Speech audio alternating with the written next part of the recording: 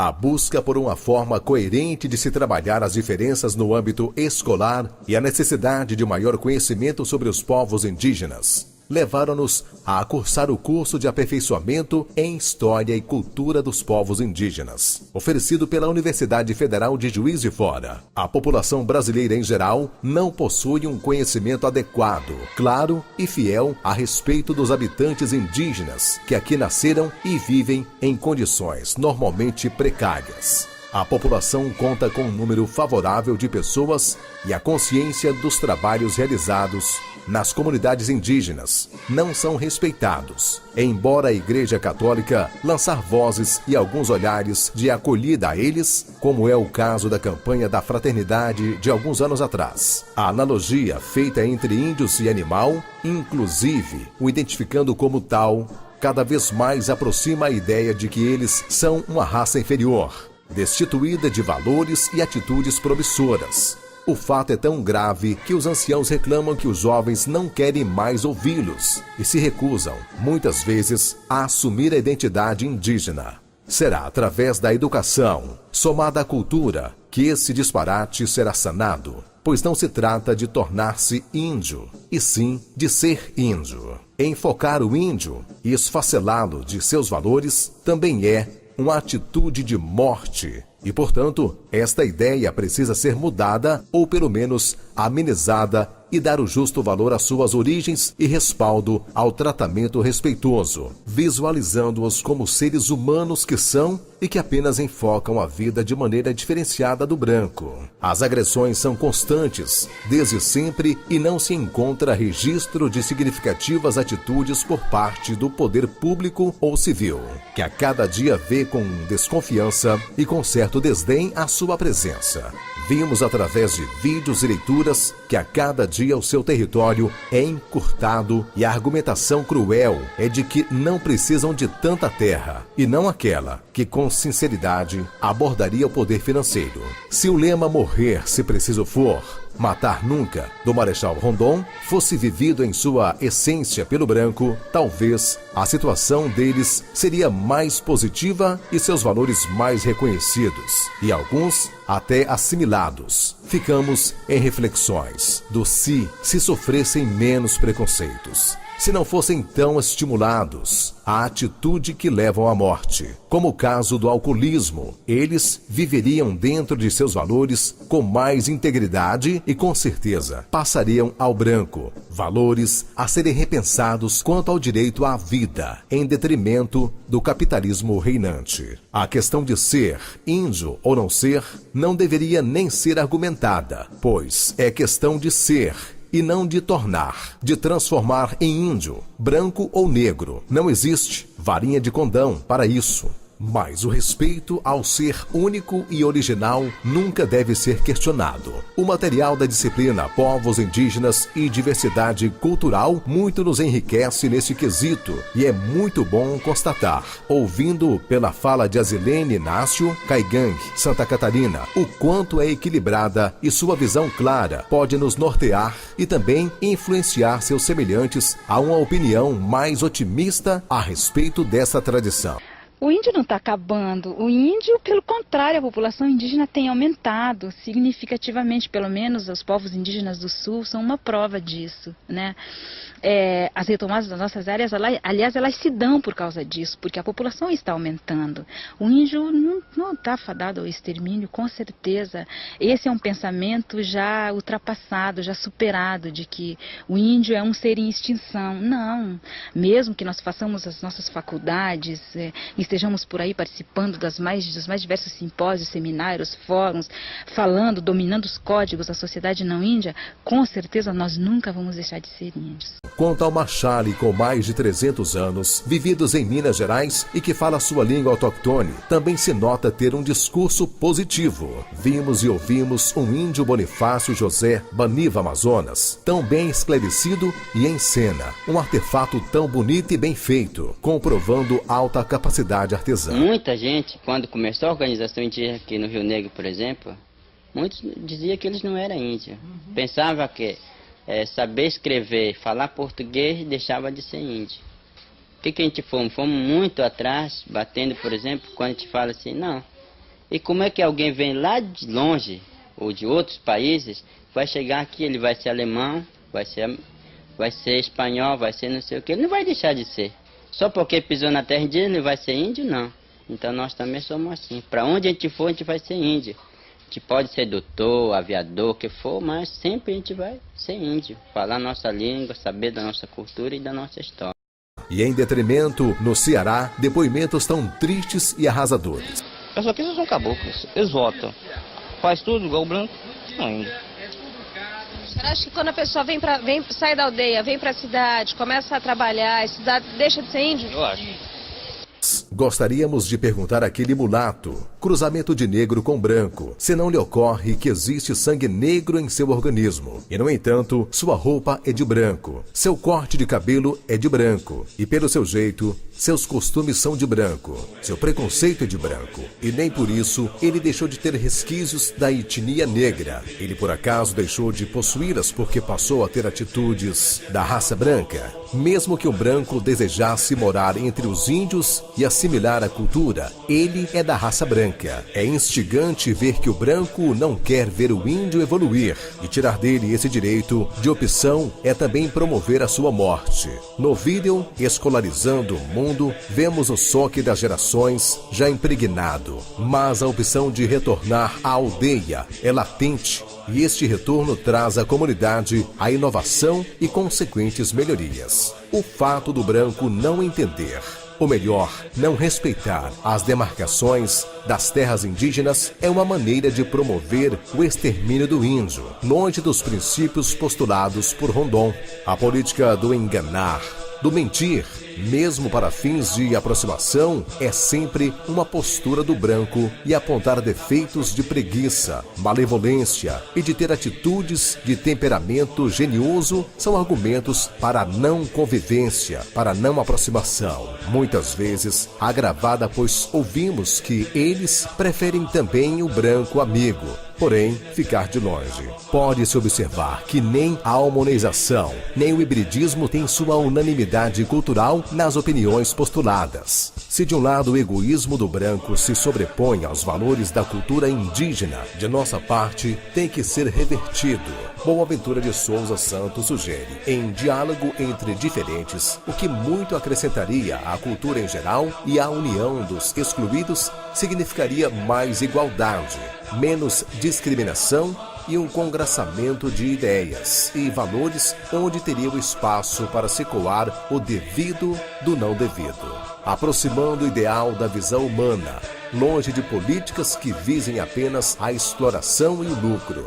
Importante ainda observar que, independente de raças e culturas, todos possuímos uma identidade que nos faz seres únicos, privilegiados de qualidades e defeitos, e que, conduzidos por normas e regras de comportamento sociais, somos livres para opções. Aceitar acatar valores desta ou daquela etnia não significa transformar em, sim, transformação do ser, contando os somatórios do que convém e do que é assimilado para o próprio enriquecimento cultural. A Lei 11.645/08 traz às escolas e aos alunos uma abertura para esta aproximação à realidade, ao respeito e à cidadania de todos, indiferentemente da raça, credo e opções de vida. A finalidade desse vídeo é descrever conceitos apreendidos na disciplina de metodologia, neste curso de aperfeiçoamento em História e Cultura dos Povos Indígenas. Buscamos entender as definições de aculturação, inculturação e protagonismo político dos povos indígenas e as implicações desses processos na produção do conhecimento. Para entendermos sobre as implicações da aculturação no processo de produção do conhecimento sobre os povos indígenas, é preciso conhecer a escolarização de saberes provenientes de algumas ciências, especialmente a antropologia. Neste sentido, fazemos emergir o dilema de como defender a igualdade sem desqualificar o referente da diferença cultural, isto é, procurar trazer a questão de como manter a diferença sem precisar hierarquizar, classificar, disciplinar e submeter as pessoas oriundas de culturas originárias, ou recorrer ao conflito, formas tradicionais de manutenção do respeito à diferença. Contextualizando, procuramos entender o conceito de aculturação, num sentido geral, como sendo o contato entre culturas diferentes e o resultado que essa influência tem para tais culturas, e que, num sentido antropólogo, são as mudanças culturais iniciadas pela junção de 2 ou mais sistemas culturais. A mudança aculturativa pode ser consequência da transmissão cultural direta ou derivada das causas não culturais, tais como modificações ecológicas e demográficas induzidas por um choque cultural. Certamente o contato entre os povos indígenas e o povo brasileiro gerou novas sínteses culturais nos povos indígenas, que possibilitou suportar os impactos de uma nova realidade e que, mesmo assim, continua sendo índio com valores e diferenciações da sociedade nacional e, é claro, com graus diferentes de interação e integração com essa mesma sociedade. A cultura brasileira é formada por traços portugueses, africanos e indígenas, formação ocorrida no decorrer de nossa história pela colonização e pelo processo de imigração. A globalização e a interatividade nas mídias permitem um processo de aculturação e nivelamento das culturas pela proximidade das sociedades, das trocas e da rapidez dos veículos de comunicação que distribuem diversas referências, comportamentos e signos culturais em diferentes países. Falando do processo inverso denominado inculturação, entendemos que dá vida às ideologias do sincretismo, retomando a imagem de uma sociedade brasileira mestiça, pesquisando a implicação deste processo na produção do conhecimento e manutenção ou não da diferença.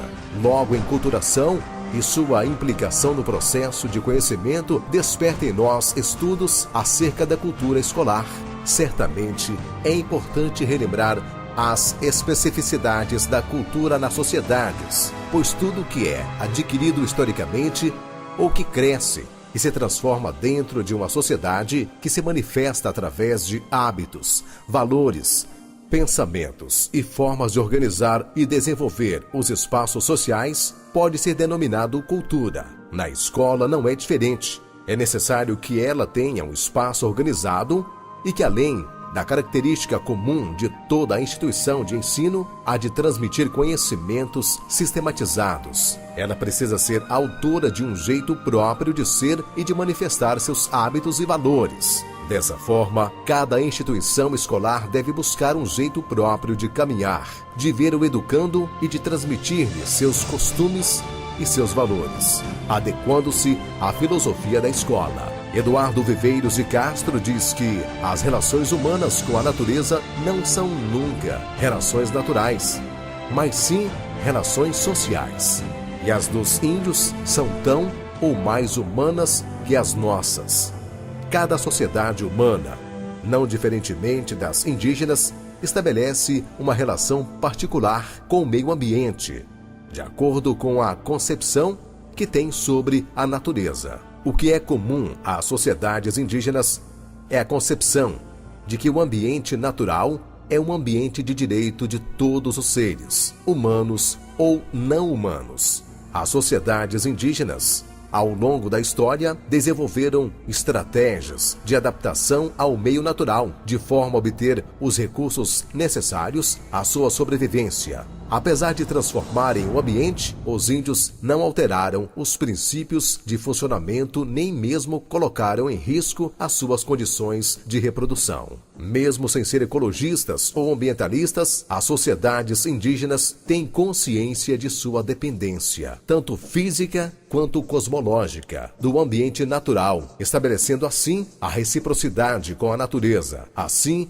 elas compreendem que a natureza precisa ser cuidada para continuar a existir. Se comparadas às relações estabelecidas entre as sociedades indígenas e o meio ambiente das relações estabelecidas entre nossa sociedade atual, dita civilizada, e a natureza, é notável a discrepância entre ambas. Infelizmente, a visão da maioria da população brasileira sobre os índios é muito superficial. Diante da sua especificidade cultural, julgamos as diversidades culturais por aquilo que ouvimos dizer, ser, e não procuramos primeiro conhecer para depois demonstrarmos nossos pensamentos. Com os estudos realizados, percebemos que, em se tratando do uso da natureza, os índios também utilizam a mesma para a manutenção da vida. Mas a forma de como eles a priorizam e veem é diferente, pois para eles ela não é inferior ao homem, e sim igual.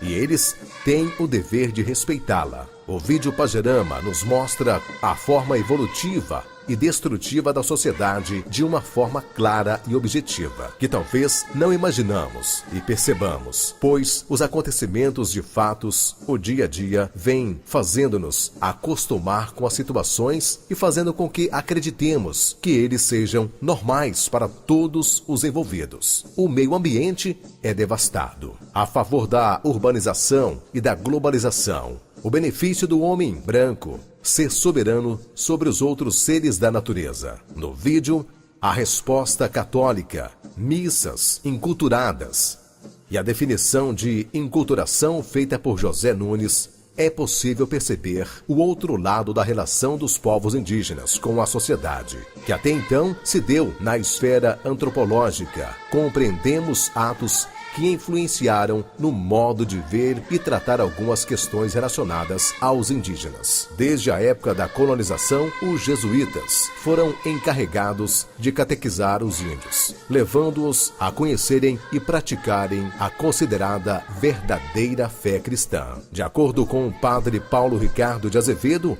os portugueses não queriam conviver com uma cultura diferente. Os índios, ao se converterem ao cristianismo, não seriam assim mais fáceis de serem dominados. Discorrendo sobre o protagonismo político dos povos indígenas e sua implicação na produção do conhecimento, logo pensamos em processo de organização do movimento indígena, como formação de uma consciência de uma nova cidadania, implicando assim em produção do conhecimento de novas realidades. No Brasil, o grande desafio desses povos é lutar pela não fragmentação de suas lutas e reivindicações. Boa parte das lideranças indígenas, assim como boa parte de seus aliados indigenistas, continuam trabalhando a partir de uma tática pontual relativa a referências e demandas não econômicas, mais próximas a questões culturalistas e étnicas. Questões que se prestam à luta isolada como cidadania, gênero e alteridade. Pensando em mudanças, é necessário compreendermos que o lugar social atribuída aos povos indígenas, aos quilombolas e outras comunidades tradicionais, não podem mais ser vistos como residuais, não podem ser entendidos como obstáculos a algo maior. Qualquer projeto econômico, político e social precisam incluir essas comunidades e povos por seu potencial sociocultural, com respeito e consideração aos seus modos de viver.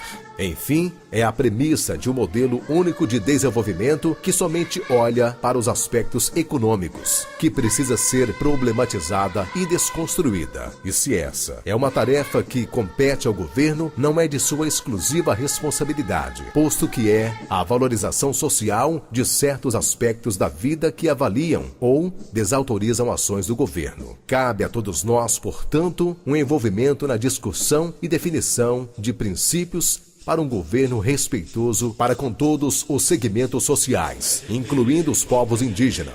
Cabe também a todos nós manifestações veementes de desaprovação e de descontentamento para com os rumos das políticas públicas das quais todos participamos, como contribuintes, arcando, portanto, com os custos. Os povos indígenas têm, em sua maioria, concepção de vida vinculadas ao interrelacionamento dos seres, tanto na dimensão física quanto na espiritual. Assim, os vínculos entre as pessoas e seres da natureza são inseparáveis, e estas é que asseguram o equilíbrio e o bem viver.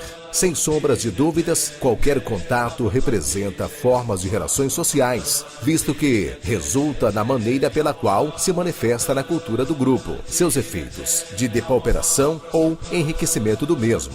O enfoque da intervenção educativa necessita promover o bem-estar pessoal e social, as competências sociais, a empatia, a autoestima, o conhecimento intercultural e as expectativas do futuro, criando um clima de maior integração, mais cooperativismo e menos competitivo. Este curso de aperfeiçoamento, Cultura e História de Povos Indígenas, muito tem contribuído para a nossa formação pessoal, social e profissional. Tem nos proporcionado momentos de reflexão, aquisição de conhecimentos significativos e crescimento humano. O curso vem de encontro à necessidade de nós, educadores, de qualificarmos-nos para que, através da educação, possamos construir para despir os conceitos e preconceitos que a sociedade traz consigo sobre os povos indígenas. Agradecemos aos professores e tutores por nos oportunizar tanto conhecimento e aos colegas de curso pela constante interação, enriquecendo a construção do aprendizado. A título de curiosidade, a nomeação de nosso grupo, Munduruku, conhecidos como guerreiros, Vale dos Tapajós, que nos primeiros tempos de contato e durante o século XIX era conhecida como Munducurucânia. Hoje suas guerras são voltadas para garantir a integridade de seu território, ameaçado pelas pressões das atividades ilegais dos garimpeiros de ouro, pela não concretização dos projetos hidrelétricos e contrários à construção de uma grande hidrovia no Tapajós. Grandes ensinamentos deles é que dão valor ao entorno, entendem o valor do possuído e o guarda, sem destruí-lo, e suas reivindicações deveriam coincidir com as nossas, habitantes de um mundo que precisa, antes de mais nada, ser preservado das influências externas da mão do homem. Garantia de vida, abundância de graças. As crianças elas estão perdendo basicamente esse momento importante que é torná-las pessoas efetivas, mas enquanto crianças. Infelizmente a sociedade não indígena ela tem transformado as crianças em mini-adultos, né? Eu tenho uma certa preocupação, tenho um certo receio de que o caminho das nossas sociedades acabe sendo um caminho sem volta, né? Um caminho só de ida. E aí a gente não consiga depois retroceder, buscar no nosso passado aquilo que para nós é tão fundamental, que é a coisa da ancestralidade, coisa da herança espiritual que nossos povos têm que carregar, porque senão a gente vira um igual àquilo que a gente sempre negou, né? Quer dizer, essa sociedade que domina tudo, que quer ser dono de tudo, que quer possuir todas as coisas, enquanto que a nossa gente sempre desejou fazer parte da natureza, fazer parte das coisas e não querer se adonar de tudo isso, porque é isso que nos torna doentes.